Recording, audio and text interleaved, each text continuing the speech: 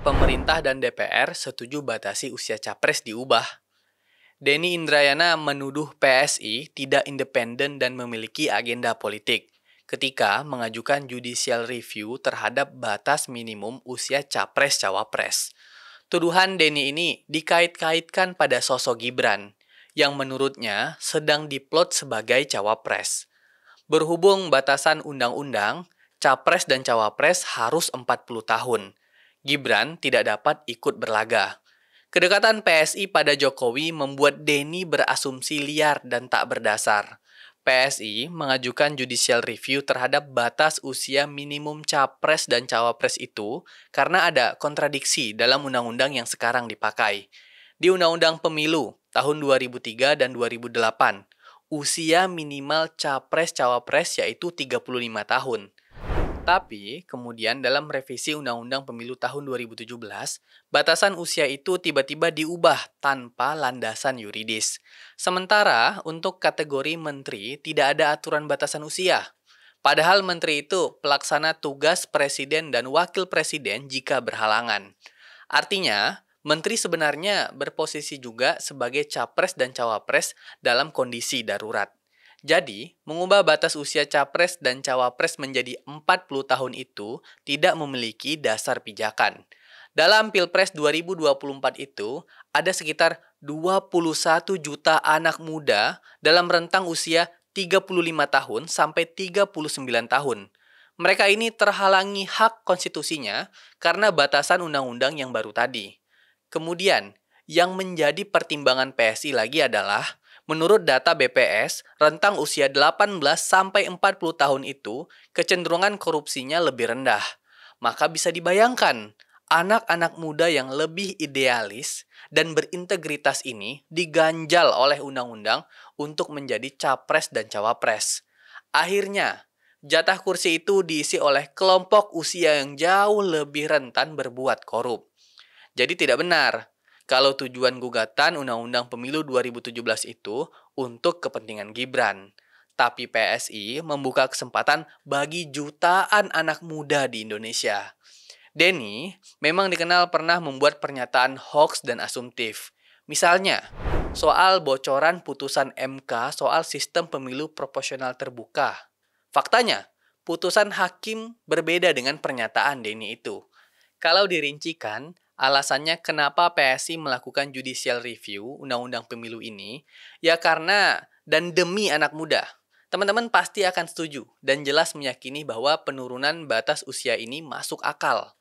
Dimulai dari pasal 28 huruf D ayat 3 Undang-Undang Dasar 1945 yang mengatakan bahwa setiap warga negara berhak memperoleh kesempatan yang sama dalam pemerintahan, mengisyaratkan bahwa seluruh warga negara sudah sepatutnya mendapatkan kesempatan yang sama dalam pemerintahan.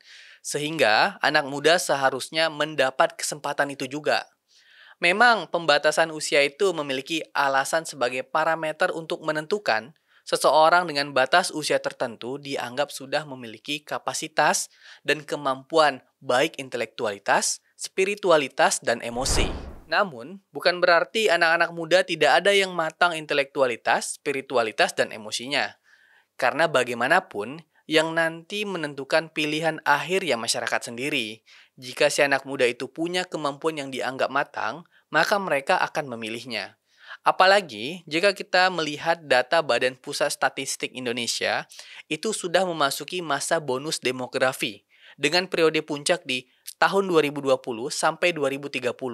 Artinya, sudah sewajarnya range umur lebih muda untuk dikategorikan dalam usia produktif yang seharusnya berperan banyak dalam pembangunan dan penyelenggaraan negara.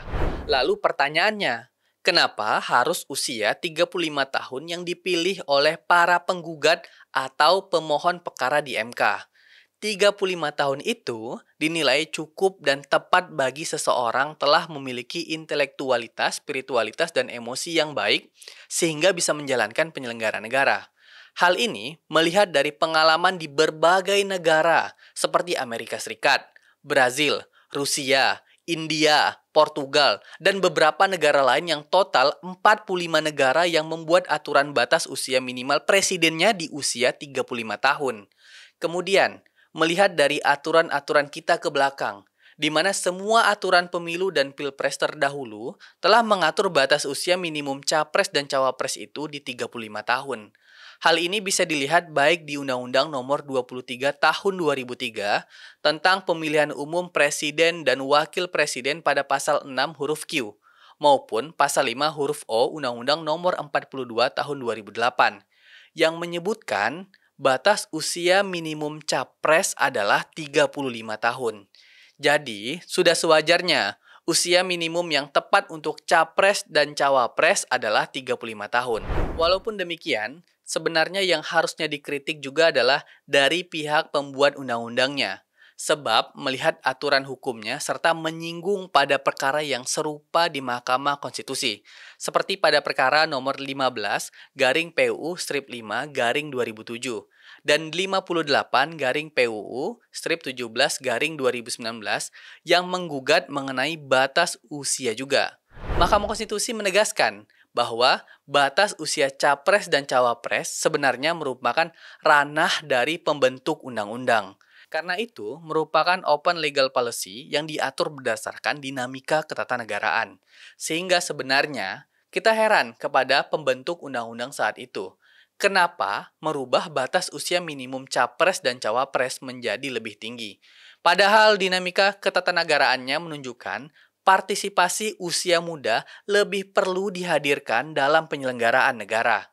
Ya, semoga saja hasil dari perkara ini nantinya sesuai dengan keinginan masyarakat dan kebutuhan negara.